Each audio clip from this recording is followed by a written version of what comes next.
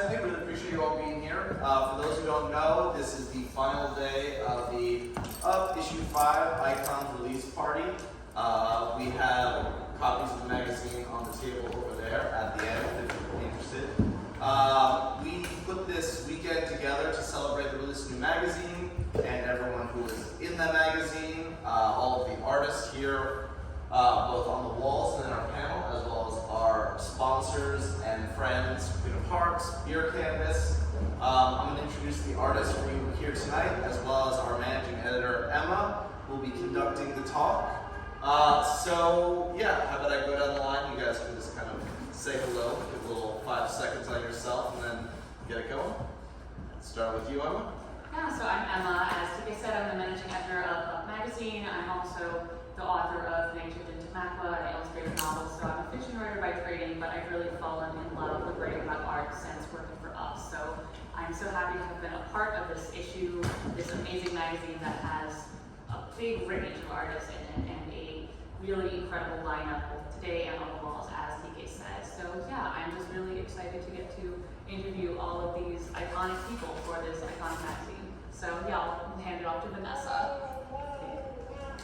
I'm Vanessa Freitag. I'm a painter and I've done some murals as well on the side, so you guys see some in Mexico. This is a piece right actually over here to my right. I'm New York City based. I think it's an honor that I'm actually on this panel right now. Obviously having Tiki as a partner, it's very inspiring to see everything that he's done, and I just feel really grateful to have all of you guys in my life, because actually without a magazine, I wouldn't have had the honor. My name is Mila. I also go by Vixen.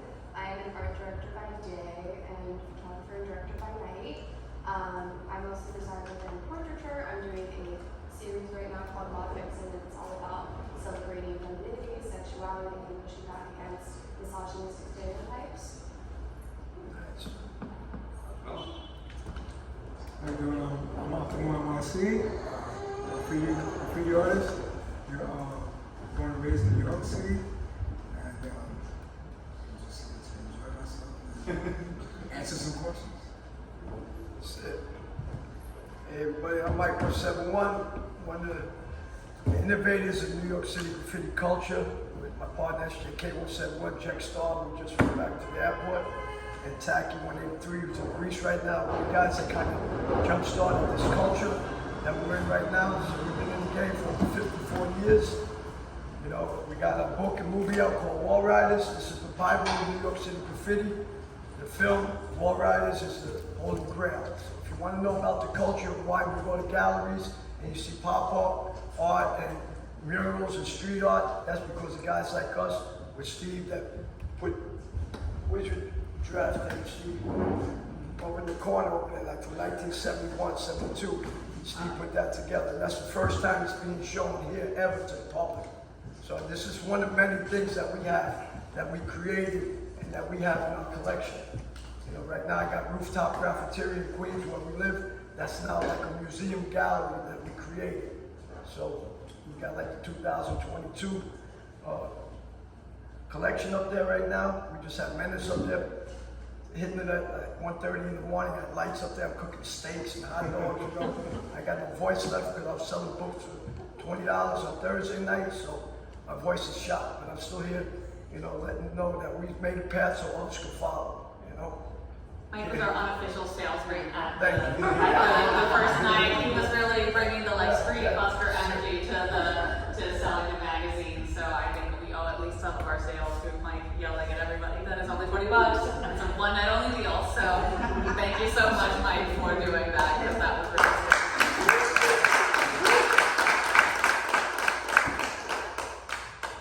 So to start out, I thought I would ask something pretty general that is one of the themes of this magazine, this issue that we put out. So just going down the line, what does being an icon mean to you? Either for yourself, for other people, what are messages you received as a kid about being famous, being iconic? What would you want your own icon status to look like?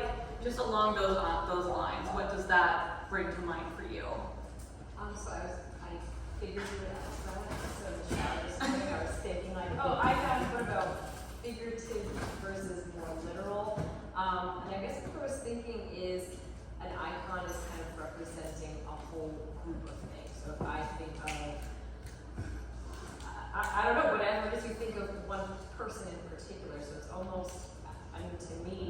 are representing a wide variety of people's views, so that when people think of X, Y, Z, they think of you. What do you stand for? Can you live on past your death? You know, living more alive. Yeah. I would say, being an icon is almost in line with what people call like an influencer nowadays, right? And in a lot of ways, you are an icon because people resonate with you. There's like a humanism that's involved there where they can relate to you on another level for, like you said, like what you stand for or what you create. And I think that these days it's very important to be conscious of that and what you're putting out into the world. Versus just embracing something that's more like a native, like underneath the context. Yeah.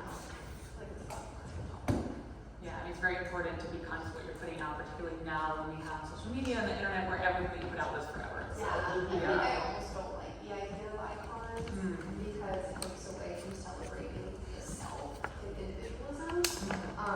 And in a lot of ways, people will look past like what is inside of them just to be in line with someone that they look up to or that they admire. Yeah, So I would agree with that. I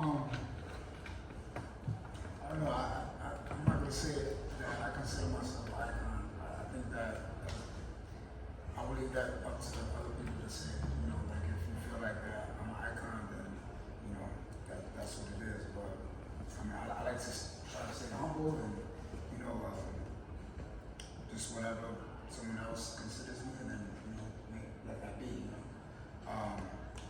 yeah. I mean, that's all. Nice. Yeah, staying humble. You know, It's really important to stay humble.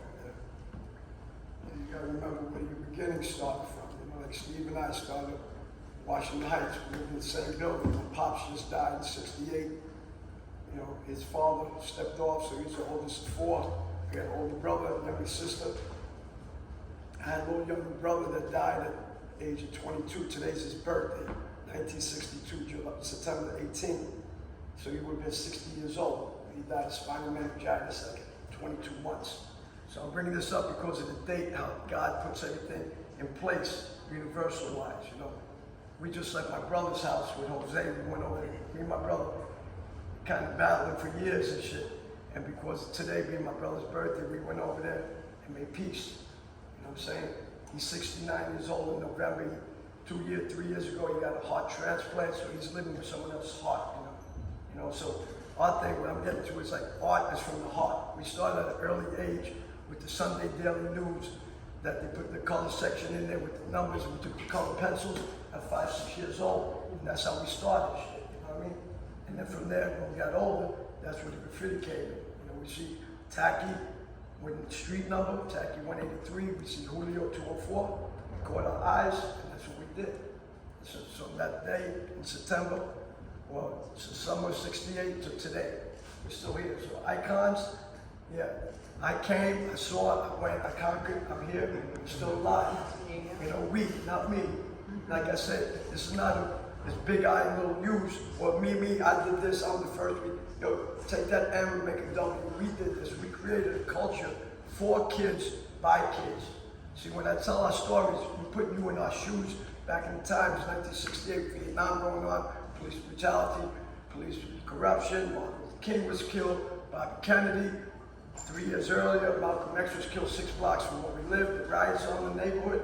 So we grew up with all this shit, being the only white guys left. Everybody, you know the neighborhood, well, the Jewish and white people lived, overcame Spanish and African American stuff. So we learned how to deal with the streets, how to be a chameleon, how to change, blend in. I earned the name White Mike because I could speak Spanish. And I'm with the brothers, yo, black power, yo, power to the people. You know what I mean? So I got into the game like that. You know, with numbers, with drugs, watching the dolphins all clean, with beavers and shark skins and alligator shoes, you know, 42nd Street, pimps, all that shit. We grew up in all that atmosphere. It's a different New York. It was crazy, bro. It was a cesspool. It was the core of the rotten apple, the belly of the beast. And we survived this shit. I always think you should like put out a poetry book. Like, No, the you way know, you talk to I speak like, from my a heart. lot of metaphor in the way that you Yeah, I talk. speak from my heart, and it's sharing, the knowledge, wisdom, and understanding. The words that come out of my mouth to your ears is I'm just being challenged by God, by Holy Spirit, supreme being who we are. We're here in existence of positive energy, and we got nothing but love to give. That's what we're trying to do, is take guns and drugs off the youth and put art and music, art from the heart, music from the minds. We got to mentor them, because nobody mentored us. We taught ourselves what was up. When we were in the tunnel, there was racial shit going on above. When we went down there was no color barrier. You're shaking the hand, who got blue, who got red? A white hand comes over, I'm giving the blue, black hand comes over, giving the green, and that's what it was. There was no, you're a white guy, you're black. This was it. We started a culture. This is what we wrote the bylaws, we wrote the thing. We got a kingdom right now. This is what, we're at the top echelon. If you're saying icons, you can't get no higher than Steve, Tack, myself, and the boys. I'm not saying, I'm being humble. You know what I mean? Because we all started, we're all in this game together. But this is the real deal. I feel like Reverend Knight on the motorbike stand up. They preaching to me right now. But, I want to kick it, man. I smoked a little, man, feel good, so I'm just speaking from my heart. I'm going to shut up in a minute to get my point across. But being an icon, just wake up, be yourself. Yeah. Yesterday's history, tomorrow's a mystery. What we've done, and we welcome you into our family, because you moved from Dyckman Street to Pittsburgh. You came up to Cleveland last year. We introduced ourselves to the world as the Boys from the Heights. That's the first time. I've been working on this book since May 1st, 1996. You saw the paper. 25 years ago, I wrote a draft on this shit, on that and United Graffiti Artists. We already got the book in progress. We got Henry 161 ready to be published by Roger Gasson. This is what Roger's bankrolling us. We got Beyond the Streets. We got our stuff in Shanghai right now that's still in bubble wrap. Roger's opening up his Beyond the Streets in LA. I don't want to take up the whole time, but I gotta just speak. It's a worldwide movement, is what you're saying. So we're doing this shit. We're supposed to be in London next year with this. So we got things, while we're still here alive, we gotta give our message across. You know what I mean? We just want to let people know this is where it started. It wasn't Martin Cooper and the guys from 1978 and shit. We started 10, 11, 12 years before a lot of these people that were already icons in the world of the graffiti or street art. Yeah, This there's is a lot the real of deal. This is the meat and potatoes shit.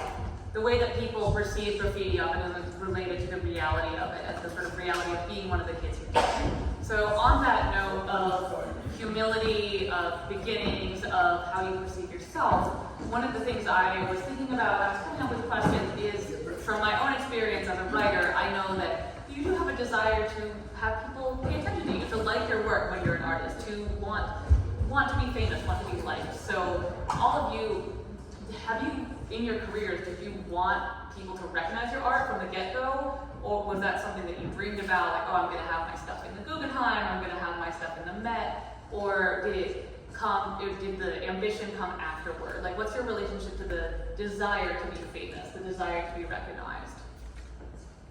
Yeah.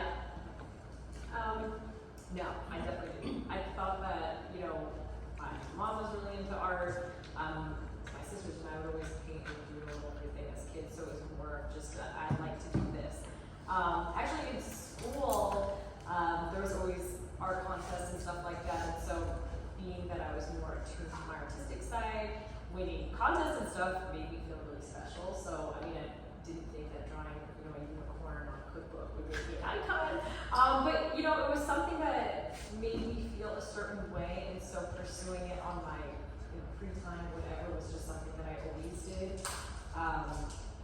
Growing up, I grew up going to college where either you're a doctor or a lawyer or something that makes money. So being that I need to make money, I actually went to school for biology, still did art on the side, but not until COVID did I really take it super seriously. I think a lot of people kind of shifted from, I'm just doing this to pay my rent, to, I'm not going to be here forever, there's people dying every day, maybe I'll do something that I'm actually passionate about, like find something that I actually enjoy. So the goal was never to be famous. I didn't think I would ever even be in a, gallery, to be quite honest, doing murals on the street. Most of the time they were free. I'm paying for that paint. My time is not being compensated, but it's just something that I like to do. And, when when people do take pictures of your work or share my handle, it definitely makes me feel special. Like when I was in 5th grade and winning these art contests. But like I said, it's never the goal. It's just something that it's in you. You create because you want to create, and whether people acknowledge it or not, even if everybody thought my work was hideous, I would still do it because I mean, it's not for you guys, it's for me. Yeah, for sure. Yeah, it's important to have that like inner feeling of self-assuredness about your own work, because if you're not doing it for you deep down, like who is it for then? And I'd say it's a balance. That's sort of what I was getting at with the question. It's a balance of doing it for yourself and then also that specialness that you feel when you do get recognized. So yeah. I also feel like, just to kind of go on that, if you are being that authentic person, you're going to get that.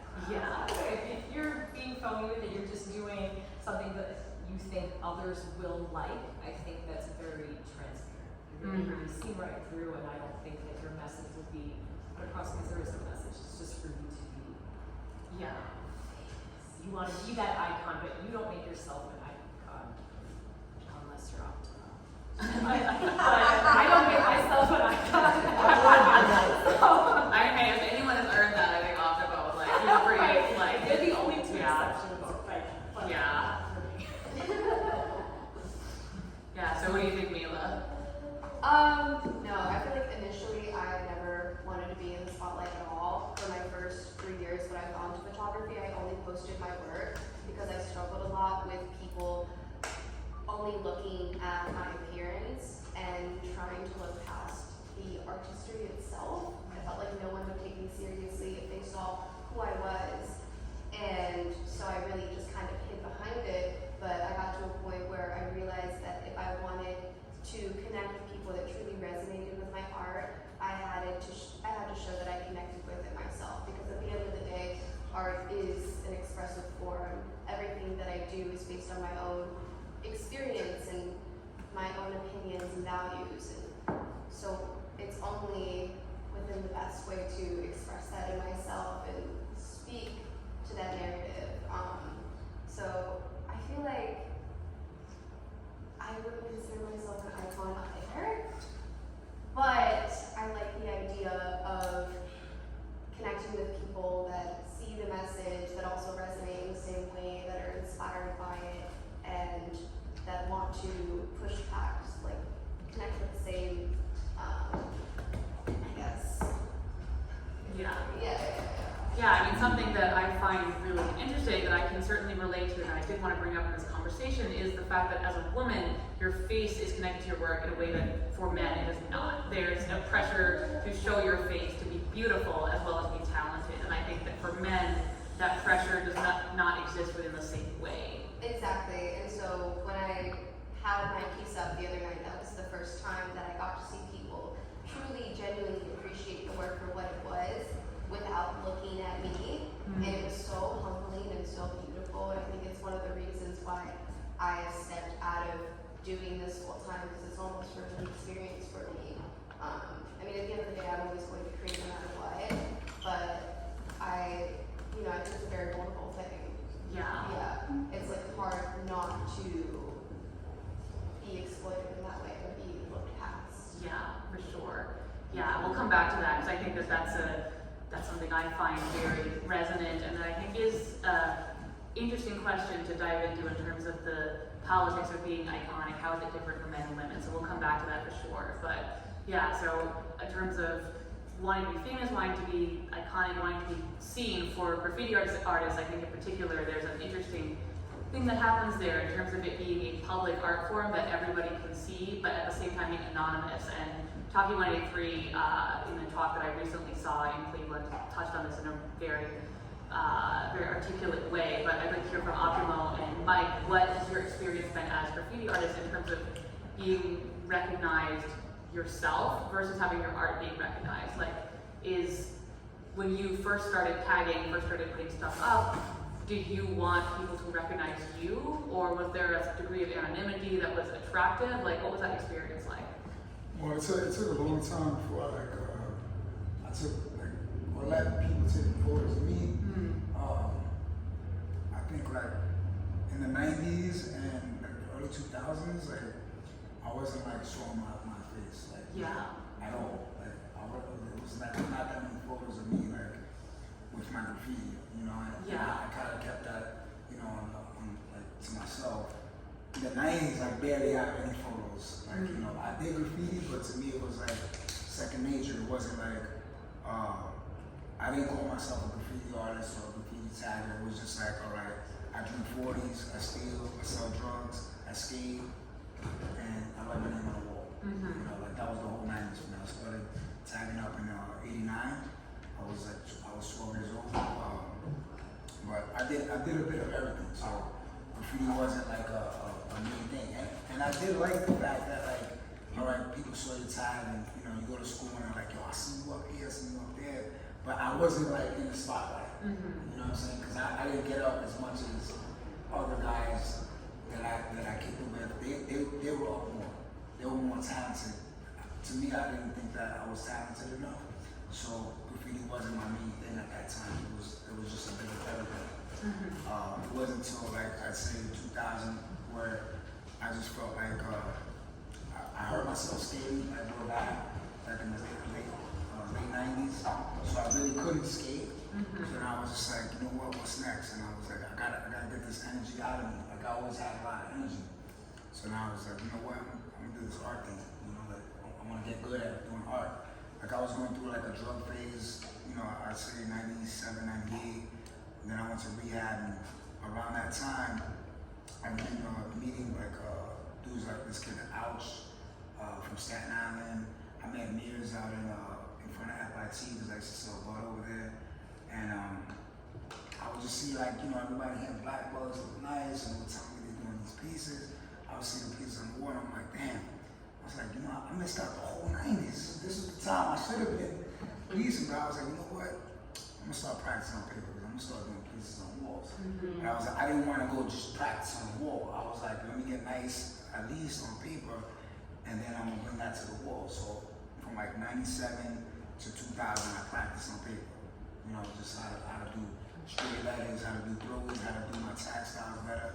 And then 2000, I did my first mural, and a lot of people don't know this, in North Carolina. Really? So like I did a mural in North Carolina in Tesla Waters. I got paid for that mural. Like I told these people, like, yeah, I've been painting for years. I'm from New York. I did a bunch of murals. I was showing them pictures and stuff that I didn't do, and they were like, oh wow. And in my head, I knew what to do. I just hadn't done it yet. Like I hadn't done a piece of a mural, and I was just like, yeah, I could do that, you know, of course. And I did it, and it came out decent. I looked decent. I got paid, and I was like, all right, I can do this. And then I did another one, and then another one, and then I came back to New York in 2002, and that was it. Like straight up, just started painting every day as much as possible, and I never stopped since then. Like I've been painting the streets, doing pieces. I was doing characters a little bit here and there. The fame, if you're from the streets, you know you're gonna get fame no matter what. Like once you start getting up, but you can get fame without even painting. You can just be that guy that's always at every party. Be notorious. Yo, here goes this guy. Yo, he's at every party. You know, like so you don't even gotta write your name on the wall. You can write your name a few times and just get famous because you're everywhere. You're at every party. You know everybody. That could be fame right there. You know. Yeah. I feel like I've always been in a popular crowd and had a bunch of different friends, you know. Even if I wasn't the one that got up, my friend did, and that's what made us as a group, the famous kids, like, you know, the popular kids. Yeah. You know, I was a self-seeking, attention kid, you know. I used to be crippled when I was young, from 5 to 8 years old. I couldn't walk, so like I got all this attention, and then once I started walking, you know, like my legs got healed. I had a hip disease, a very rare hip disease. Once I got healed, I wanted to do everything. Started skating, started, you know, jumping off of stuff. But like I lost that attention that I used to have. So that's why like skating, I would get attention from doing crazy stuff in my neighborhood. They'd be like, yo, that kid, that's the kid who was crippled. Yeah. Everyone knew me because I was that one kid that was crippled. And then now I'm that kid that's jumping off of this with the BMX bike, skateboard, roller skates, you know. So I think that I guess I always did seek some kind of attention and some kind of famous. You know, growing up in the projects, I think that everyone in the projects is famous. Mm-hmm. Now, I heard a country song, and this lady was saying that, I forgot her name, something Lambert, something like that. She's saying something like Miranda Lambert? yeah, I think so. Yeah. So she was saying something about everyone is famous in a small town. I think it's something like that. I might be wrong. Maybe you guys know. But like growing up in the projects, everyone in the projects is famous. Yeah. You know what I'm saying? Because everyone in the projects knows each other. You know what I'm saying? You're living in these tall buildings, and everyone knows each other. So like that's where the fame starts is in the projects. Yeah. To me, like everyone knew everyone, so we were all famous. Yeah. And then you branch off, and then you just go to other neighbors and you meet other people. You know. Yeah, I went to preschool in the projects. I went to their preschool in Marble Hill Houses in the Bronx, and it was really, really quite an interesting place. There's lots of, it was the kids and all the people there, and you're definitely right that there's a lot of overlap between everybody knowing each other, and so everybody is kind of famous within the bounds of those particular walls. Yeah. Yeah. For something. You know? Famous for something, maybe something. infamous, better word. Famous or infamous, but yeah, no, that's a great answer. And you bring up an interesting point too, that being famous or being iconic is not always about how talented you are. It's about how sociable you can be and how good you are at connecting with other people and being charismatic. Because I think that, you know, that's a big part of being that kid at the party, is being someone that other people find charismatic and can connect to. And so I think that, yeah, that's a great point that I didn't really think of, that becoming an icon or being famous is often as much about your natural charisma as it is about what you do. Yeah, you don't have to be ill to be famous. Exactly, yeah. You know, you can do the wackest shit and just be known and famous for doing the wackest shit.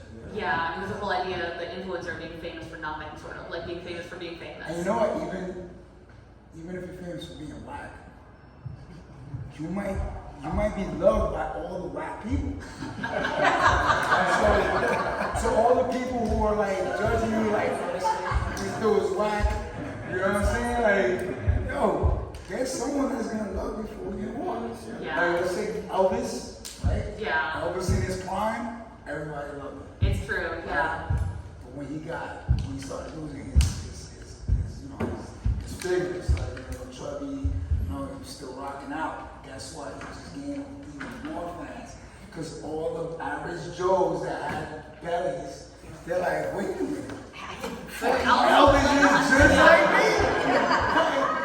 Let me grow my sideburns. Let me get a fucking king outfit, you know, and now I'm Elvis Presley King fucking impersonator. Yeah. And you know what? I'm gonna be at the casino and this fine ass woman's gonna be drunk, thinking about Elvis, and guess what? I might be the guy she's gonna go home with. The idea of being an impersonator is always whether fascinating. it's dope or what, and fame is fame, that's it. You know? Yeah, the idea of But yeah. I like to be known as someone who does offer quality, and like that's why I practice everything I've done over and over and over again. I like to try to be the illest for myself, not for like anybody else. I like to say that I'm doing the best for me, and if I can influence other people to do that, to be the best that they can be for themselves, that's what I want. Yeah. You know, like my hand style, my outlines. I'm talking about like letters. Yeah. To me, letters is everything. That's what I started with. I wouldn't be able to do characters if I didn't know how to do letters. Like if you look at a piece, a letter, before it has colors, and before you dazzle it up with all the colors and fades, if your letters don't have a skeleton and an ill style with a skeleton, then it's nothing to me. Yeah. It's just a bunch of beautiful colors. Like anyone can put together a bunch of beautiful colors and then, oh, that's so beautiful. But like you take away all that color and just put it as an outline. Yeah. How good is that? Can you make just our black and white look good? If you can do that, if you got the skill, then to me, like that's it. Yeah. That's what I feel like. I trust myself as like, my illustration has to be good. My letters, my characters. Joining us. Yeah. Great. Is there a secret? Yeah, there should be one next month. I like quality and I like quantity too. Yeah. Because the more it's out there, the more it's seen. So yeah, that's me. So just But let's, fame quality. I like quality. But yeah. then again, like I said, even if you're whack, you can still be. Still be fans with the whack people. Yeah. Let's just pause for a second and let Ayante introduce herself because she just got here. So we were just talking about the desire to be famous as a kid. Like when you were starting out your art career, you want people to notice it, you want people to recognize it, that kind of thing. But yeah, I mean, if you could just say who you are, say a little bit the kind of work you do for the people who don't know you within the crowd. My name is Ayante. You can call me IC. I focus on eyes, but I dabble in everything. I feel like you shouldn't have to stick to one thing your whole life. Like you can experiment and not feel guilty for it. But about being famous, I never really wanted to be famous. I just wanted to share my message, share my work. But famous, I don't know. Yeah. Yeah. So something that Optimo touched on that I think is really part of why Mike and Steve's work is so resonant is the stylization of graffiti, like the little markings that you and Steve have put over your names. Like you do the little parenthesis mark, I don't know what exactly you call it. Squiggly lines. The squiggle, yeah. Yeah, and then Steve does the little hat sometimes and that kind of thing. So on the question of being famous, being known, graffiti, you're putting your name on the wall, literally your name. So as a kid and when you started tagging, what was going through your mind as you were writing your own name on the wall? What did you want to put out there? Well, the first time we did it, I went upstairs and underneath my kitchen sink, my mother had the white Griffin shoe polish. So I took it down, we went down by Highway Park, about a block and a half from where we lived. Hit our names, shoe polish right there, 1968, summer 68. So, we already saw Tacky and Julio and people already writing, there was graffiti already there because there were gangs up there like the Egyptian Kings and, put Julio or this and that, Mary Loves Bob, 65, so, that's how we started. It was just Jose and Steve putting their initials, Jose Waller Cologne, I'm Mike, I said, Mike 171st, put a number, and that's who we are, we just put our tag. It was an identity thing, like we said.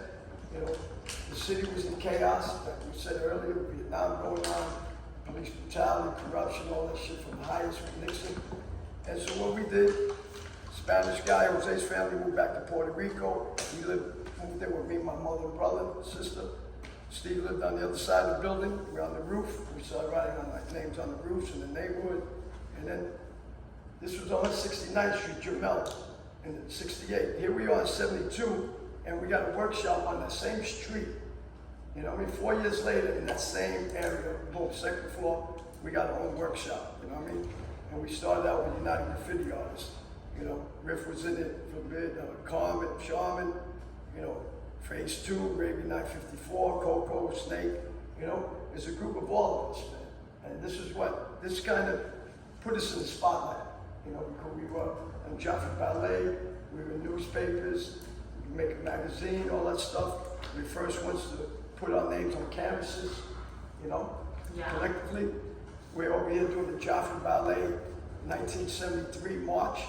They had 3 scrolls going up, they're doing ballet, 3,500 people in the audience, black tie and black gowns, standing ovation, and we're taking bows. Sean and Steve got a nice photo with Steve spraying blue paint out, and we're taking bows with the ballet people. So 15 years old, we're already in the spotlight, and they're putting it in the magazine over here. That's all UGA there. That's the gallery, all those shots. And then we're in the New York Magazine, March 26, 1973 issue. So you're going from newspaper, identity, where you're getting your fame, but now you got an 8-page thing with all of us here. I'm writing Mike 171 to you with love. So we had nothing but love to give out there, This is our message, this is who we are. Yeah. We scream like to say for identity and all that shit. But we're in the spotlight now, Yeah. We're making money doing office buildings across the street from Macy's, where the receptionist, round wall, you guys tagged that. Oh, do my kitchen up in Rivendell, Yeah. So, we over there doing shit with school kids, we're still playing in the street. Yeah. Sorry, I just sit down, Captain. I'm on my You know the boat. He's captain's driving here. the boat. Sit down, Captain. Yeah, I went to high school in Riverdale, so maybe one day I'll cross paths with the person who's pitching you painted. So, you know, with all the history we got, like at our age right now, you know, just like the senior citizen, this is the last phase of our life. When you're born, you live. The first phase, you find out who you are, you put a family together, career. You get in your 60s, which we are now. The last, 10 days ago, I turned 66. You know what I'm saying? So I'm over here, bro, enjoying life. We're trying to get around the world now to, you know, give our message of experience, strength, and hope to people. Just educate people now. Yeah. Let them, we're storytellers. We got a lot of stories to tell. Yeah. You know, so hear us, you know, honor us while we're here now. Right now, I feel between you, T-Kid, and my man Lonnie, he came up, what, a year and a half or so up on the rooftop. You know, I'm getting in the next magazine, and, you know, shit fell down, and COVID hit everybody. We're on the house arrest on the roof, but we're on the roof every day doing our shit, talking, communicating. We got you in Cleveland with us. You followed us, you put 2 good stories in this. So this is like the highest pinnacle of honoring that you guys bestowed upon us, you know, in our graffiti career. 54 years later, we got stuff up here, we're in the magazine. I'm ready to die, I'm at peace. But don't let me go yet, because I'm not ready, and we got to teach the young ones, we got to pass the torch.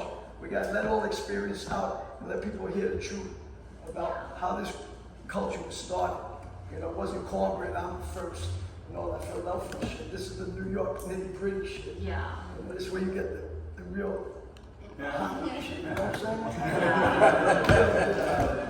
You know, Well, that really means a lot, Mike, that Up has been able to give that to you guys in terms of like spreading the positive messaging about graffiti that you have. So I think there is a lot of, you know, like for like graffiti, there's a lot of misunderstanding about what it is, about who does it, that, you know, it's a very male-dominated thing in some ways, and it's like, you know, people have a lot of negative messaging about graffiti, and I think that the fact that you guys are out here spreading something positive is really, really wonderful, and I'm so happy that we've been able to provide a platform for you, because You're in you've our always family. been so We welcome to love read. you. So.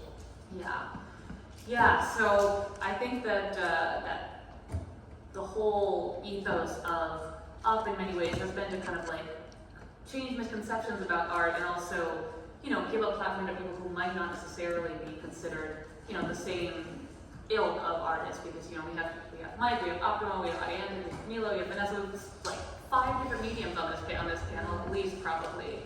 So I wanted to kind of ask each of you about your personal artistic style, because I think what makes something iconic and what makes something recognizable, you know, iconic is kind of a synonym for recognizable. So like, what do you put in your work that makes it unique to you? Whether that's, you know, for graffiti writers, that's their tag, I suppose, but for any artist, whether you're a writer, artist, musician, there's something about your work that comes from your soul and it makes it unique. So if you can think of it, what is it about your work that you feel makes it different from other people's work? What I think I like the most about art is that, kind of going off of what Optima was saying, like what might be whack to somebody is awesome to others. So it's almost like a fingerprint. Like at least when I started, I love my proportions. I like female faces. I like eyelashes. It's pretty. I like the makeup.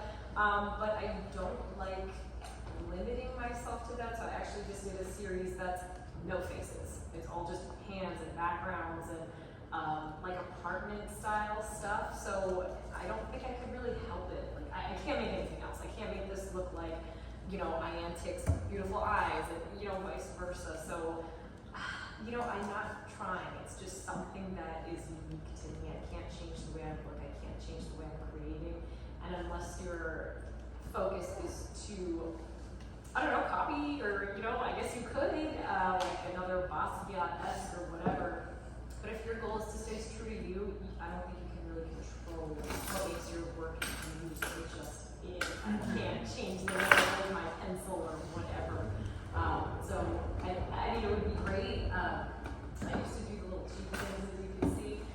Cute. I think it's really cute, but I'm not going to keep doing that for everything and for different canvases, different pieces that I'm interested in doing.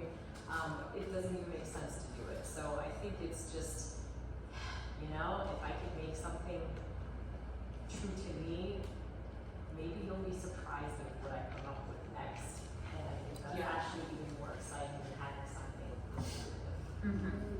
Yeah, it's very easy to get kind of pigeonholed as being the girl who does the cheek things or whatever. And I think, yeah, being surprising is important, and being able to make something fresh. I mean, in terms of copying stuff, while you were saying that, it just came to mind the whole like philosophical question of the ship of Theseus, where it's like, if you rebuild a ship with the exact same parts, is it the same ship? And I feel like the reality is that even if you copy someone else's work, you're the person doing the copying, so it can't be 100% the same. So I think you're right. Yeah, like inspiration is great. I mean, oh my goodness, I take inspiration from so many people. Yeah. But yeah, you make it true to you. Anybody can be an artist. I really do. Like if any of you took pen to paper one day, someone is going to think it's awesome, and that's why I love it. I think it's such a great community because all you have to do is believe in yourself.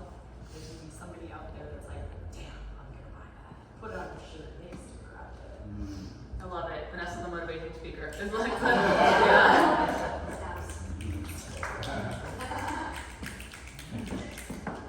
Yeah, so Mila, what do you think? What in your, and for you, probably just a little bit different because the process is by nature a little different, but what's your kind of signature style in photography? I mean, there's so many layers to what I do because I've done everything from putting the clothes together. Right now, I'm experimenting with costume design. I have an editorial published with makeup that I did, and I've done like producing, directing. So I feel like what I appreciate about it is putting together the big picture out of something that I've dreamt up in my head. And some of the best shots I come up with are just truly spontaneous, where I will just be connecting with that person and their natural essence of who they are on set, and then I get to capture them in a different light. And I think what ties a lot of my work together is the empowerment that I get out of people when I'm able to get them to that heightened level. Yeah. That's one of my favorite things, is to bring that out in that person. So a lot of times what I do is try to connect with them on a human level. Ask them like, what music do you listen to when you get ready? Yeah. You feel really good about yourself. And I'll try to create a character and a version of them that is the most confident part of themselves. And so I feel like my work is just a reflection of not only like the confidence that I've bestowed in myself along the way of my own story of expression, but helping other people find theirs. I love that, being able to help others find that confident person inside of them. And then with the Mod Vixen series, being able to find the vixen, find the sexuality within a person who maybe has repressed it. Exactly. So this project was all about helping women connect with parts of ourselves that we are made feel ashamed of, like expressing our sexuality, expressing our femininity. Those are all signs of weakness or objectification. And so I think that by exposing people to women that do just that, that are also intellectual, that are also just human beings, right? I think that seeing that in a different light rather than just, correlating this with just the male gaze, knowing that there's a female gaze version to that is empowering, is really important because there are women that want to bring them out in themselves. But we're scared. We don't know how people are going to react. We don't know how our job is going to react. There's always a level of distrust that you might have in someone based on false pretenses or how you might perceive them initially, just based on their appearance. Yeah. I think because of the era we live in, where within the last 100 years, women have developed a lot more social freedom, I think a lot of women artists and women in general have been kind of struggling with the question of who are we if we're not objectified? And that's an incredibly difficult question to deal with that I think people, not just women, but like any minorities lately who have developed more social freedom than they've had in the past have had to deal with the question of, who am I outside of the oppression that I've experienced? So I really appreciate that answer. So Optimo, what is your kind of signature style? The Say No Sleep character is kind of the obvious answer in terms of the way you portray that particular character, but I mean, I personally haven't heard the story of how you developed that character too, although I'm sure you told it to somebody and I just haven't heard it. But yeah, so what was it like developing something that would be recognizable as yours? I mean, my character is I guess I would say it more for me, just like a self-reflection, self-portrait, started off. It actually started off like me trying to do it the best way I could, and then I became a mess, and I was like getting drunk, doing drugs. So it just was like, you know, I just want to get this up quick. I don't even care how it looks. Just wanted it up. So if you look back at like characters that I did in 2009, before I put the top hat on my characters, it was actually with a fedora. I was in jail for a few years, and during that time, before I went to jail, my characters like really sucked. But I had letter structure. Yeah. My pieces were decent, you know. Characters were horrible, but I was throwing them in there. I would try different characters here and there, you know. But I would never like practice enough with the characters. But they did have a fedora. Yeah. They all had, like, you can see kind of stages. When I went to jail, I practiced with characters. Yeah. I learned how to do portraits because that's where the money was at. When you're in jail, people like, yo, can you do a portrait of my girl, my daughter, this and that? And I was like, yeah, $10. $10 is a lot when you're locked up. Yeah, I So, go like, for it. you know, that's commissary money, you know? So people were like, yo, if you can do my portrait, I'll get you all the supplies you need. What you need? Like, and I'm Yeah. like, I need color pencils, I need this and that. I had more color pencils and markers than anyone. Like, you know, I had more magazines because every time my friends would come through, they would bring me magazines. I had more magazines than you were allowed to in jail. You know? Yeah. You actually allowed to have 50 magazines on Rikers Island. 50? 50 magazines Wow. at the time. Magazines, books, all together. My bin was full, and I had other people holding books for me. Wow. So I had a library when I was locked up. And them shits moved with me everywhere I went. Even when I went upstate, I took a bunch of books up there. But I practiced how to do portraits while I was in jail. And I'd draw characters, and I was like, yo, when I come home, like, I'm gonna be well-rounded. I'm gonna start busting out my piece with those ass characters. That's what I wanted, because like to me, graffiti was a real good round graffiti artist should be well-rounded and do everything. And I was like, you know what, I didn't have that before that. Like, you know, my pieces were dope, throwies, my characters were just like, they weren't good yet. So I was like, you know what, I'm gonna take this with me, I'm gonna practice now so that when I go home, I'm gonna do everything. Yeah. Now I'm working on backgrounds. Cool. That's my next stage is my backgrounds, like, you know, because everything I feel comfortable with for like everything that I do. But now, you know, I'm working on my characters. What was the question again? Just ask me. The question was just what makes your style unique? Like, what do you add to kind of make it recognizable? Back to that. All right. So, what makes my style unique is my style is me. Yeah. It's my reflection, my character developed from looking really ugly to looking decent in 2009 when I came home, and I was, you know, I started doing my characters real nice. But then I started falling back into getting drunk, and I was kind of like, you know, a little bit depressed because I wasn't making the money that I was making before I went to jail. Yeah. You know, and I didn't want to put myself in a position to going back to jail. You know, but then little by little I started slipping up and going into depression and started getting drunk, drinking a lot. Started using drugs myself, you know what I'm saying? And then my characters just started looking like a mess. Yeah. But I didn't care. I was just like, you know, I'm gonna get up, this is the lifestyle I'm living. I adopted the name No Sleep because I was getting no sleep.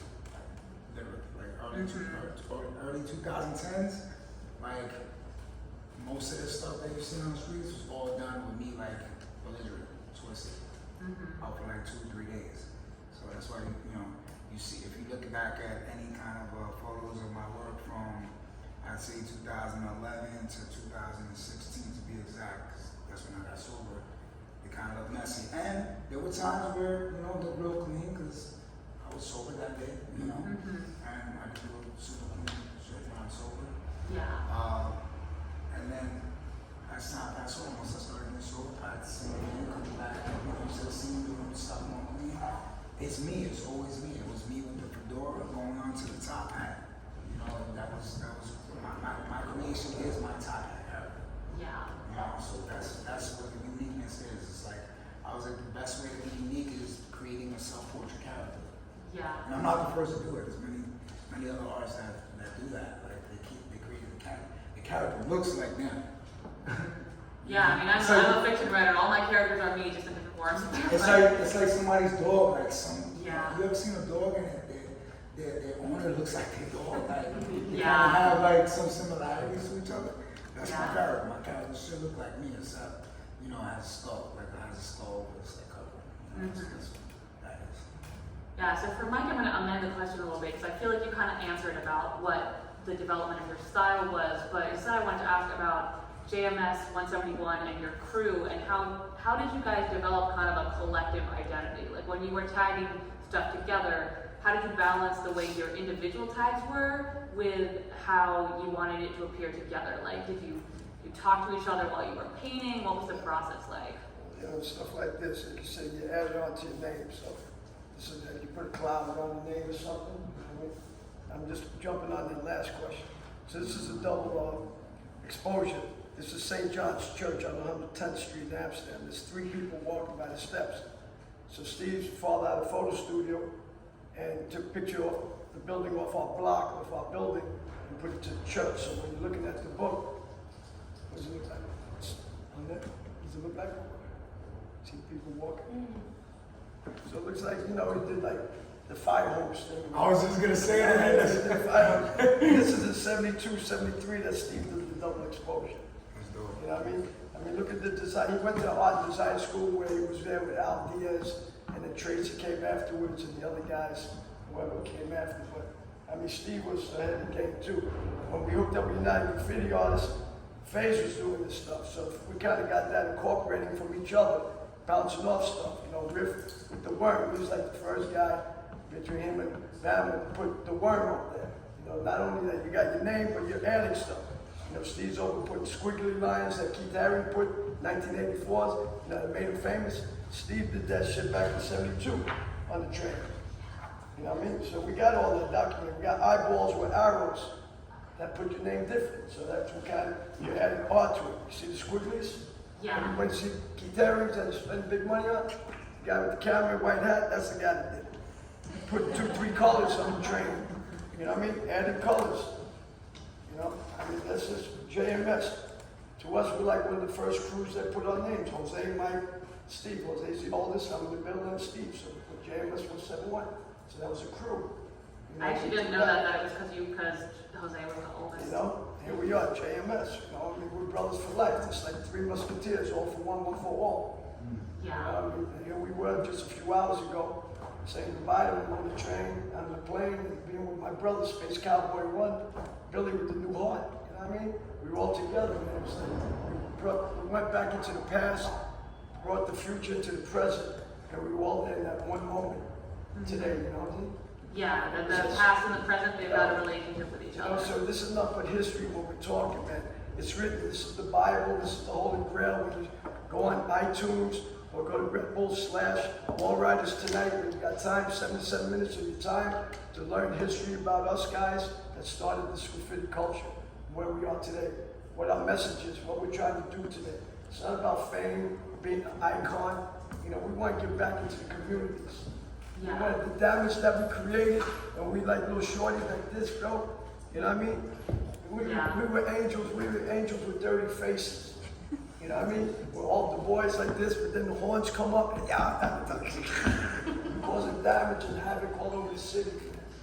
Yeah, the angels with the dirty faces. That's a good way to say that. So I can't really see you. I have to comment, but yeah. So in terms of the development of your style, the way that you do the eyes, I actually was just talking to Steve earlier about how awesome I think the way that you do colors is, like the way that the colors kind of blend together and create, like, you know, the blue goes into the red and the purple goes into the pink and all of that. There's a really beautiful color palette in your work. So how did you develop the eyes? I think I may have read this in the article we did about you a little bit, but just building on that, like how did you start painting eyes?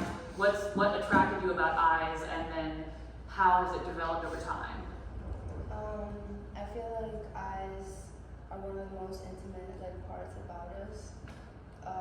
Like we can say a lot without saying through our eyes, but also I feel like when someone's looking at you, it can make you feel like I don't know if you've ever felt like someone's like undressing you with their eyes. Oh Like, yeah, for very sure. important. Yeah. I feel like when like someone's looking at me, so I started drawing eyes because I felt comfortable creating it versus like them looking at me like I am in control of it. So like I feel like it gave me like my power in a way. So that's how that came to be like my favorite thing to do. Although like I try to like expand in like portraits or bodies, like I challenge myself. But that's like my favorite. Yeah. Yeah, and it's interesting how that connects to what Mila was saying earlier about the gaze that's on us as women, and that how art is kind of a way to reclaim that and kind of change how people look at you. In terms of the piece that you have there, I was wondering what the process was behind the Roman numerals on the eye, the sort of clock on the eye. Like what was going through your head as you painted that? I just feel like it's like the beginning and end to something. Like it's 1 to 3 and 3 to 1. Yeah. So like I guess like I like those numbers. Yeah, those are nice clean numbers, 1, 2, 3, 3, 2, 1. I mean, that's what people say when they're counting down to something a lot of the time. So yeah, it gives it a little bit of urgency. It's like you're getting ready to like either to finish or to start something important. So like it gives me this like rush when I do it. So. Nice. Yeah, I really like that.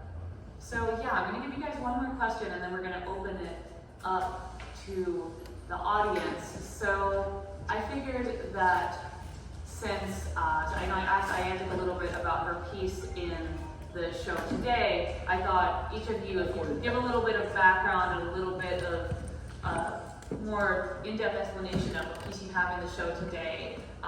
Like Vanessa, your Klimt piece, I would love to hear about how Klimt was an inspiration. I love Klimt, it's one of my favorite artists. I have a picture of the kiss in my childhood bedroom, I love it. Oh really? Yeah, I saw it there, yeah. And like Mila, I would love to hear about the process of shooting that picture behind us and what it was like. Yeah, Santi the model, famous. Yeah, it's a great photo. And then optimal, I saw you putting the tarp together when we were setting up, like stapling everything, clipping everything. So I know it was a labor of love, and I would love to hear about what it was like to do a tarp as opposed to other things. And then Mike, you could pick anything to talk about. You have like 5 of them in the show, so whatever you want to talk about. I mean, the Steve has that one that no one's ever seen before. You got the subway map. You have the little kind of horizontal JMS 171 there. So anything that you want to talk about is fine. And then Iantic, I know we just talked about this piece a little bit, so you can either go into more detail about it or just talk more about your process and about what you want to share about your own like artistic identity, because like your stuff is awesome and I love it. So I would love to hear more about it. So yeah, Vanessa, let's start with you. So this is actually, it's part of my movie series. I had done a bunch of pieces, and then obviously, you know, you grow as an artist, you learn your skills. So I wanted to make a ton of them. So I think I made maybe 5. And this was one. The original was made in 2018, and it was inspired by Clint, because I just thought that his colors are really awesome, and I just started doing more background things like I mentioned, the apartments, and more straight lines, and usually used to doing faces, and so backgrounds were really intimidating for me. So I thought, you know, I look at this work, and it's kind of abstract, and I'm not an abstract artist, but how can I kind of meld the two? So I kind of wanted to be true to myself in that there's, you know, the pretty girl, and she has eyelashes, and the little cheap things that I used to do, but I wanted to kind of have it be reminiscent of it. And when, you know, we were going to do this gallery, I was talking to TK, and I'm like, I don't do icons, I don't draw, like, I mean, I guess I did share once, but share. So, I don't really do famous people, and so when he had suggested doing this piece, it was great, you know, so I wanted to be reminiscent, but not the inspiration, not a copycat type of situation. So that's pretty much where this piece came from. I'm super proud of it. It's actually one of those bigger ones that I did on canvas. Yeah, it's very like, the colors remind me of kind of like Klimt and then like pop art together. Like, it's like Klimt is very like kind of warm colors, gold, that kind of thing. And then you have a lot of blue and green too that adds like a different kind of like unique flavor to it. So it's super cool. Yeah, so Mila, like, we have Santi here, maybe Santi can chime in. What was it like being a mom? Yeah. So this shot was actually really intense. It was in the winter time, and we were out on the street with Bye-Bye. And it was predominantly inspired by film noir, that classic scene of the man like parched over the woman, either like lighting her cigarette or her lighting his. And I wanted to juxtapose that, and I wanted her to take on the dominant role. So a big part of having like Santi there was to play that antagonist where I actually told him to look at her like he admired her, but he also resented her because I wanted there to be some realism there. And he was also much shorter than Josie was, which is a lot more prevalent in the longer picture. There's nothing wrong. Nothing wrong with that. You're a short king. Hey, I'm dating a short king. Like, I'm a tall girl, I have a short boyfriend, nothing to be ashamed of. Yeah. Nothing to be ashamed of. But I hope not. So guys, cool, man. no, but there, you know, there is a lot of negative context that goes along with being the taller woman, with being the dom in the relationship, and I wanted to expose that within this photograph because if you look really closely, there's a lot of emotion behind her face. She has a tear coming down. Although like her chin is parked up, she's expressing a lot of confidence. She is also holding back a lot of emotion because there's so much pain that comes with being that strong woman, that dom character, when you're supposed to be seen as submissive. Yeah, for sure. Thanks so much for that answer. And yeah, there's nothing wrong with being a tall girl, being a short man, because I was bullied like so much in elementary school for being a tall girl, because I was this height when I was like 12. So I completely empathize with that feeling of being like, oh my God, am I not the right archetype? So I totally understand that. So Optimo, after all of that work of putting all the part pieces together and stapling it, like, how is it different than other pieces you've done? What was the process like to put that particular piece together? It was last minute. Yeah. I think that I work good under pressure. Yeah. If you give me too much time, I'll take too long to think about the piece, and I criticize myself like a lot. You know what I'm saying? I'm very critical. I'm critical about my own artwork. I'm critical about other people's artwork. I just don't tell everybody everything I think about other people's shit. If I do it, then I'm an asshole. Excuse my language. Yeah, this was like this. I thought about this piece like very last second. I'm down to when I say the last second. I had this piece already, right? This is from 2021. I don't want to say too much about the piece because the piece should say the piece should speak for itself. I mean, let me ask you guys a question. Like, what do you think when you see this piece? How do you think that this piece was done, and what does it tell you? Like, you know, if anybody wants to answer that question, like, you know, tell me what you think, and then it possibly is the answer to this piece. Anybody want to say what they think? It was construction. How they think it was done? Was it on the construction site or something? You know, The process? wrap on You're it? talking about the process? Process. Spray paint, you know, paint, lay down. You did a lot of paint in the background. You came in with dark paint. The message I see behind that is that yeah, like it's dark right now, but I'm coming like monopoly, man. You know, I'm dating a piece. You know, it's my first time here, so. But yeah, I'm dating. Whatever process you went through, that's the process that that you went through. This is why these pieces are so authentic and unique, because you went through the process. We didn't go through it. But the fact that you went through it and brought it to us, if I could have flowers for it. I think it's done with layers because you put something over the top of something else, which a lot of artists would like to do. Really make it jump off of what you did, and that's what it is to me. That's what it showed me that you was thinking about, just making it jump out at you, kind of stand out, be unique. You know, that's what I get from it, you know. Mike, what was you saying? No, like, you know, being in construction on the field, the fences, is that on the site, construction site, so, like, you know, you put your time in there going in at night or whatever, you know, you're doing the work there, so you put the time in, and hit and run, you went in 2 stop, or hit and run. But you took time to develop it, you came back with these special things, nice. So this piece is as real as it gets. Yeah. Like that piece was not done in the studio. Yeah.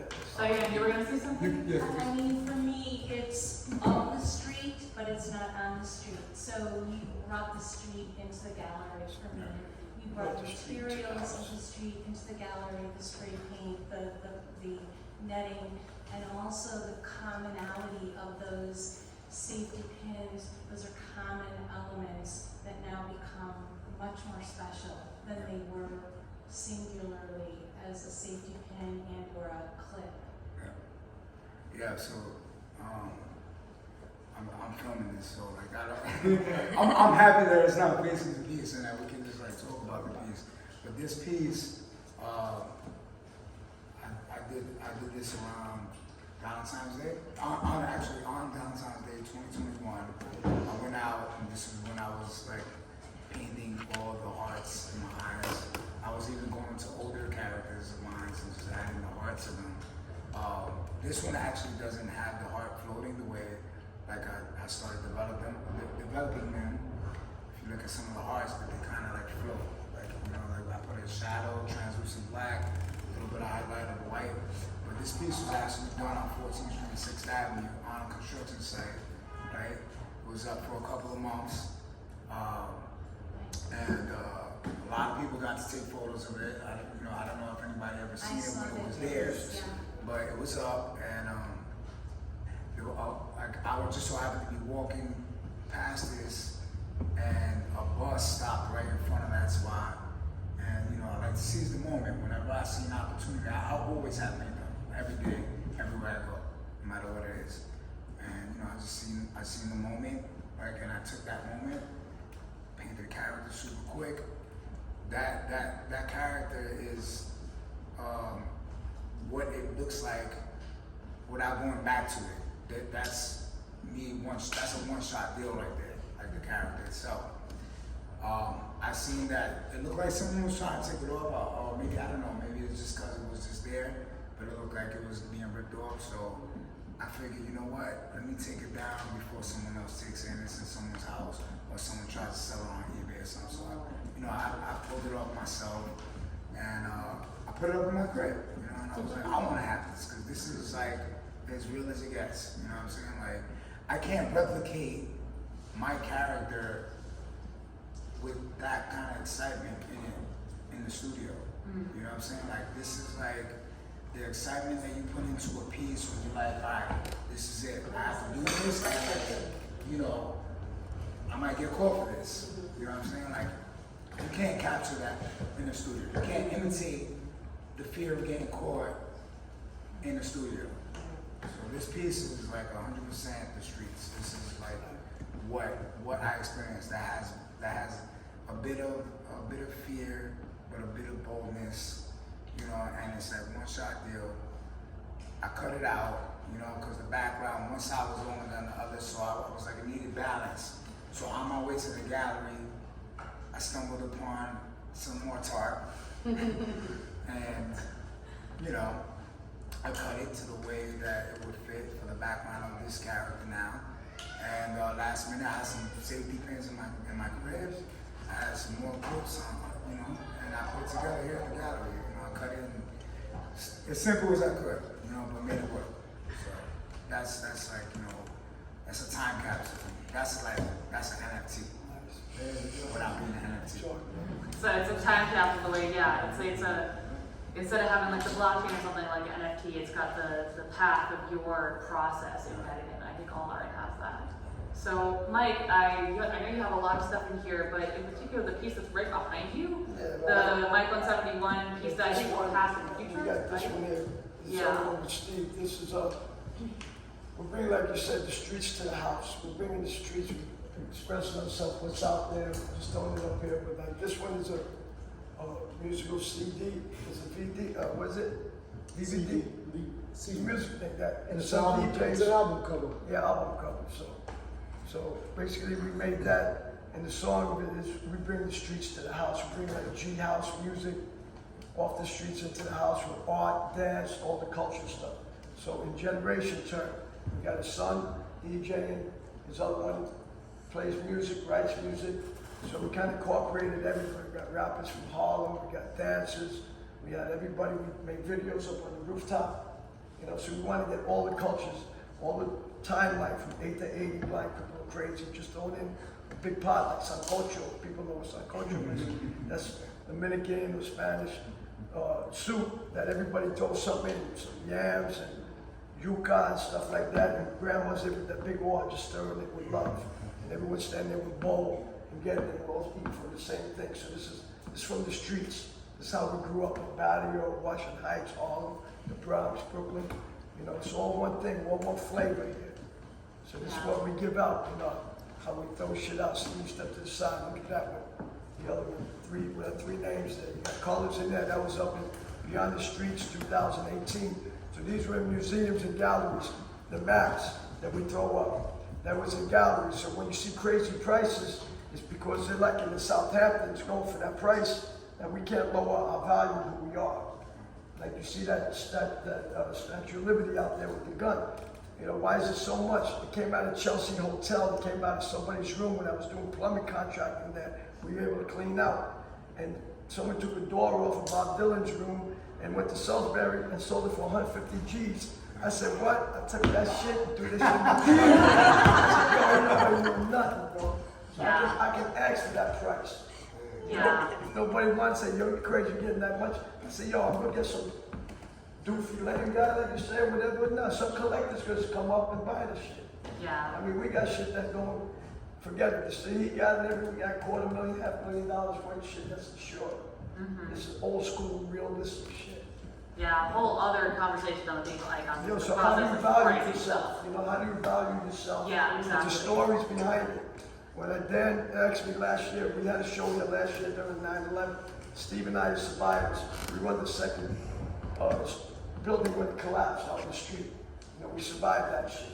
You know, Yeah. I'm being treated for 9/11, breathing shit and everything right now. But you know what I mean? We survived that, man. And Dan said, when you put your stuff on the wall, when you take it down, add more value to it because you got stories behind it. You know, Yeah. we did 2 shows last year, and then what happened? I got operated on my shoulder, October, then I got my knee, my ankle, my belly. You know, I got 4 operations, like 9 months, and I said I'm taking the whole 2022 year off to heal.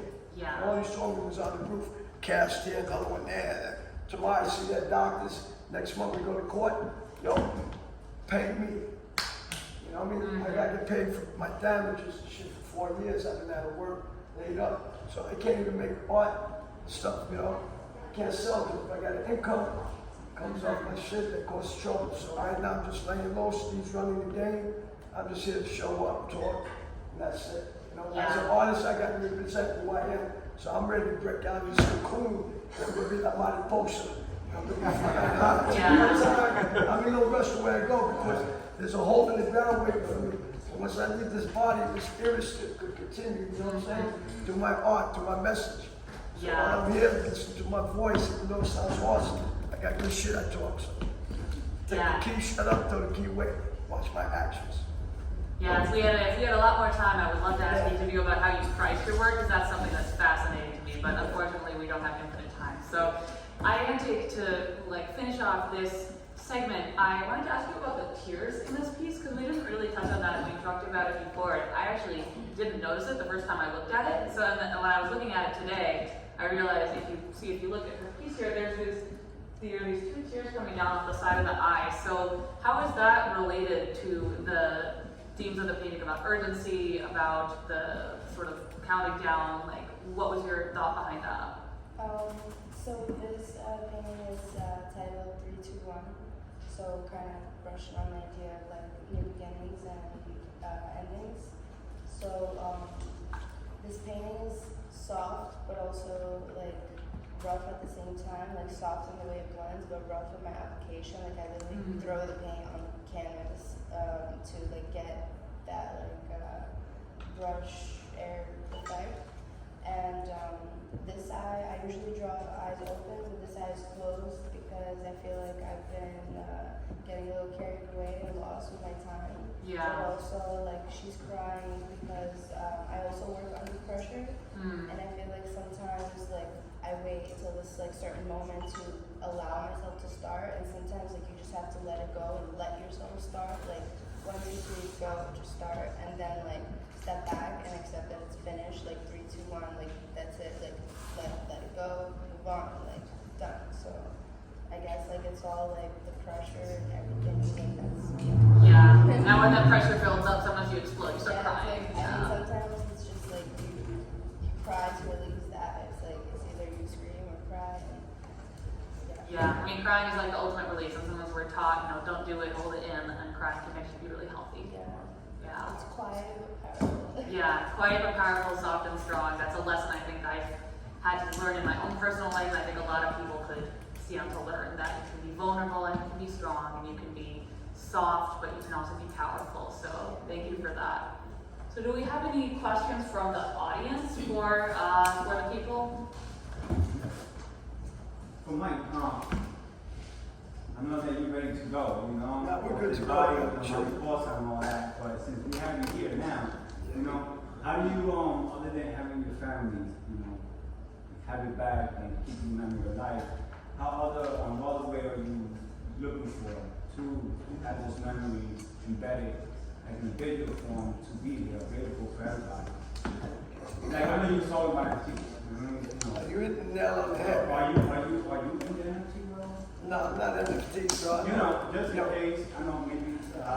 Right now, we like the old Indians on top of the hill, and we send smoke signals So out. that's okay, so that's why you got to No, but that's okay, but you know what, you got good people around you, willing to help at any given moment. So in a digital form, like a birth certificate, somewhere that your grandkids and their kids and their kids 100 years from now can look back to see this, these memories, the things you used to do, things disappear. My thing now is like filmmaking, bro. I always been into the film thing when I was young and shit. When I was in the Navy, I was 17, I went to the Navy, I got me, during Vietnam, I got me 8mm click shit. So if you go on YouTube, Mike 171, NYC, I got stuff from 71, 72, like 2 minutes, 1 minute things. So I was doing stuff there. So right now we're working on United Graffiti Artists and the boys from the Heights that were filming ourselves like I was with my brother today, you know what I mean? He was one of the originals with us, so we got to film. Before we die, we want to be here. We want to keep something live that we can pass on to the younger generations. So like you said, you're hitting it on the head. It's like a time capsule. How do we take our past to the future and use it, be creative with it in the present, you know what I mean? So that's what we're trying to do now. We got some major projects we're working on right now with big people. And we're trying to get some big sponsors behind us, and I only can do so much. I got the idea, Steve and I was like, we put the shit on paper and make the dreams into realities, bro. You know what I mean? I mean, we started this shit. We're not saying it's us, but we're Tacky and all the crew, every shaman, we're all one family, bro. So before we start passing on and disappearing, we need to document all this shit. So like, just watch. Another year or so, we're gonna have some good stuff out here. Some nice books. We have some film. It's gonna be good, bro. Yeah. Yeah. So I just wanted to. It's not really a question, but it's more or less like the connection of like the forefathers. And I look at you. I got a chance to meet Lava before he passed away, and I ended up. The connection I had, ended up having a connection with Rocky. Yeah. And I didn't know she was one of the world writers, but I've known her for years because I worked with her daughter for many years, and then I found a picture of all of them. And that connection to know that person that's standing next to you is one of the original forefathers but I wanted to thank you because you're the guys that inspired me and many other artists that, you know, have done illustrations and all that stuff, and, you know, so watching War Riders and everything, it was just beautiful to know that, you know, you're still here. We're giving you your flowers as we stand, and all of you, we're all giving you your flowers because you are definitely an inspiration for all of us. So Thank you. that's it. I appreciate that.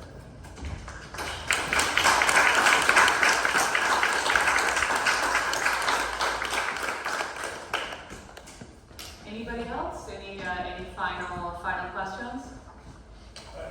We're trying to figure out how to frame it, but we were talking about this yesterday. That fine line of taking something that is considered legal, but being so prolific with it and iconic with it, like your piece, and getting to the point like Banksy, where it's accepted by society, where you almost get a pass from the city because they love your piece so much. You know, there's their danger there, but you know, there's an unspoken acceptance of how iconic that piece is. And how does that feel? Or how do you navigate that fine line, you know, painting during the day, taking that risk, but also knowing that people love this? Yeah. Man, just leave it up to fate, you know? Whatever's gonna happen is gonna happen. It can't be worse than the shit that I've been through already, you know? It's like, you know, when they're locked up, so I know the consequences, you know? I wouldn't be doing it if I wasn't willing to face, you know, whatever consequences I have, but I doubt they would put me in jail for a year for what I'm doing. I mean, I feel like whatever I'm doing now is less risky than whatever I was doing some years back. You know?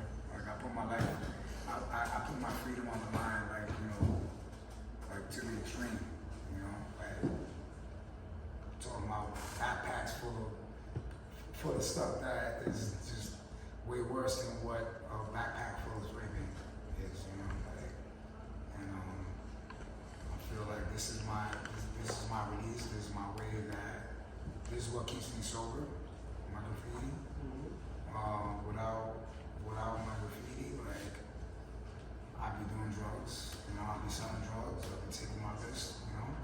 So this keeps me, this is my therapy. This is my stress therapy.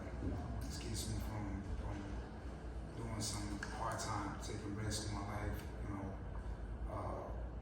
as far as ODing, getting killed. It keeps me from wanting to kill anybody else. You know, like criminal, like, you know, I have a criminal mind. You know, I'm not gonna say that, no. I have a criminal mind. It's like a clock. You know, like my mind, once it starts going to like making money, as far as like if I didn't try to find an option to make money or to hustle in another way, I have this clock in my head that wants to sell drugs. Because I've been so used to it throughout my life, you know, and I'm saying this openly because I'm not going back to that. I will do anything to not going back to selling drugs. And the reason why that is because I myself became a drug addict.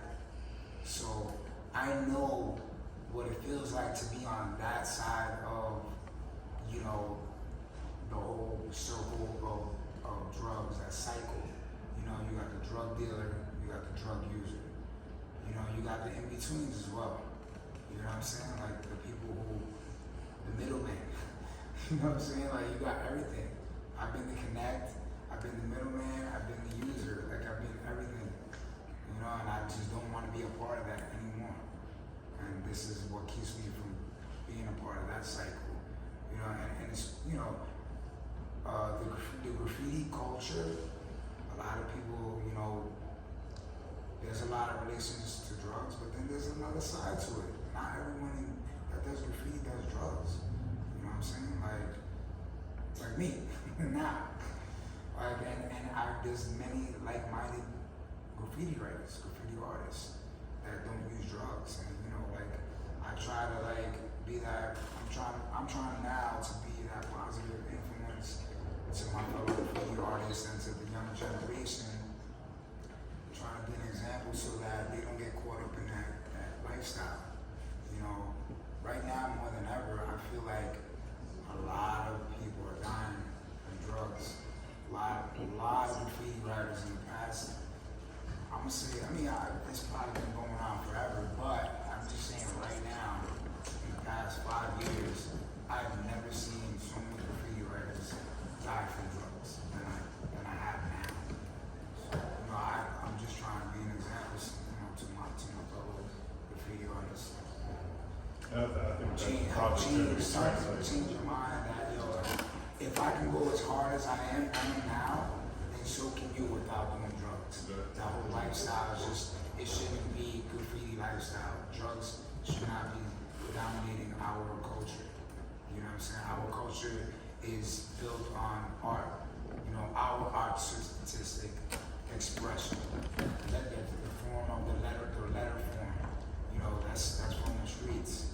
You know what I'm saying? You can't adopt that anywhere else but the streets, and if it is, then it's not real. Like graffiti is from the streets. You know, and yes, it could be sold in the gallery on a canvas, but this shit is like from the streets, and you know, it represents a real culture, a real lifestyle. But doing drugs and getting high and killing ourselves doesn't have to be a part of that. It is, but it doesn't represent the whole. You know, so graffiti is a sport. You know. I'm interjecting. Yes. You know what I'm saying? Like a dolphin, I'm interjection. Boom. Yo, June 2nd, 1987, I got 35 years clean. You know what I mean? I gave up drugs and alcohol, all that shit. It changed my life around. Just this last year, because of the operation, to get me medical marijuana, and I just do a little hip once or twice a day, you know what I mean? To get my body straight, because of the pain I'm in. But being clean is where it's at. You know, I don't drink, I don't drug. You know, I look at that religiously. The way I chase that bag of heroin and shit, you know what I'm saying? Avenue D and 6th Street, whatever it's saying about. You know, we chase that. That's how I'm chasing my recovery today. And I'm using all that to utilize it into the arts, how to express ourselves. You see in our work. You know what I mean? This whole street shit, this is our emotions, this is our history. This is what we went through. You know? And this is the battle that we fight every day. You know? They get time.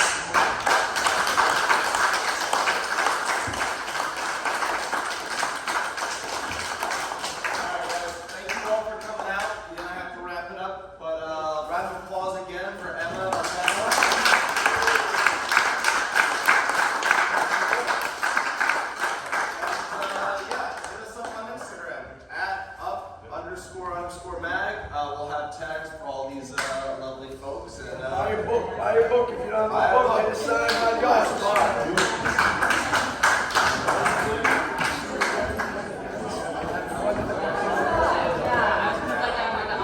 Clean up behind you, pick up your mess behind you.